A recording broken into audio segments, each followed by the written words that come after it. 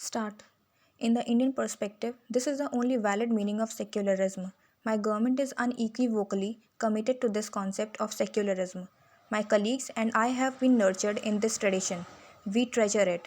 It is by this tradition that we shall recreate the spirit which was the hallmark of the freedom struggle. Persons of all regions, and all professions were working together to create a strong, confident, and resurgent India.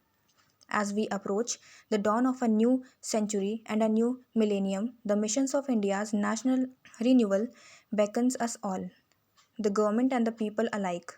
As the first imperative, we must restore the credibility of public life and public institutions, making them once again reliable and independent pillars of a state. The second key is to mobilize talent at all levels from all corners of society. I still remember the thrill that every Indian felt 50 years ago when our country won independence. Every Indian felt we were set on a great adventure, and for a while, talent of the highest order was in fact galvanized for reconstructing our country. That air of excitement and that gathering up of talent is what I want to recreate. My government shall reach out to talent across the country. It shall strive to create a new work culture, a world class working environment, so that the best remain here to build our country, and those who are now working elsewhere return and put their prodigious acumen to work for their country. While I do not want to talk of policies and programs today, there are five goals that I do not want to place before you. These are close to my heart, and these are goals which my government shall go all out to achieve.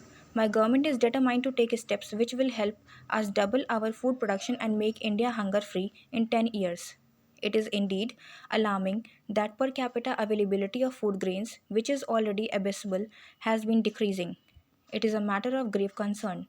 My government is committed to rapid expansion and improvement of India's social infrastructure, drinking water, housing, education, healthcare, and sanitation. In particular, we shall provide within 5 years safe drinking water to every settlement in the country. Drinking water availability is the urgent need for any civilization, and we shall do our best in this area. My government is committed to rapid expansion and improvement of India's physical infrastructure, power, oil, petroleum, and renewable sources of energy, roads, transport, ports, airports, telecommunications, and financial services, so that these work both as engines of growth and employment generation. My government shall unveil a national water policy so that no water goes waste, and also our country, which has always revered the sacred rivers, cleans up all its water resources. My government will strive hard to make India a global information technology power, especially make India one of the largest generators and exporters of software in the world within 10 years. In this sacred national mission, I invite the most active participation of our hard-working Kisans, workers, teachers, governments, employees, lawyers, doctors, engineers, traders, businessmen, in short, people in all professions. We shall aim in particular at equipping the weakest sections of the society to participate in this adventure. I have in mind especially members of scheduled castes and scheduled tribes and of minorities who may be poor. It has been quite rightly said that many have used these sections as vote banks, but they have left their real problems exactly as they were: inadequate education, malnutrition, and the rest.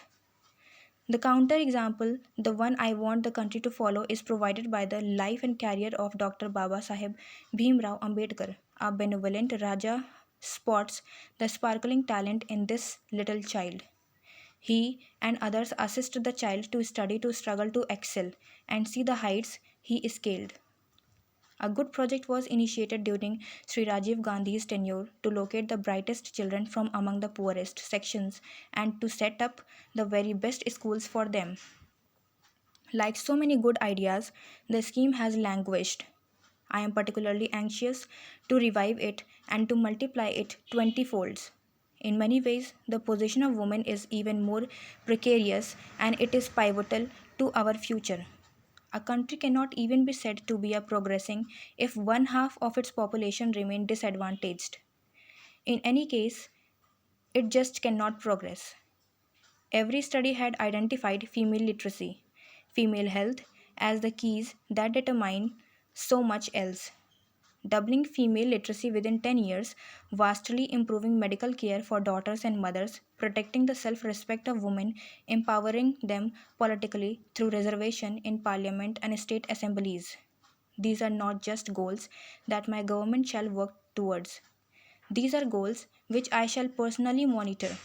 Another major areas of focus will be reconstructing of center-state relations bent to decentralize financial powers to the state.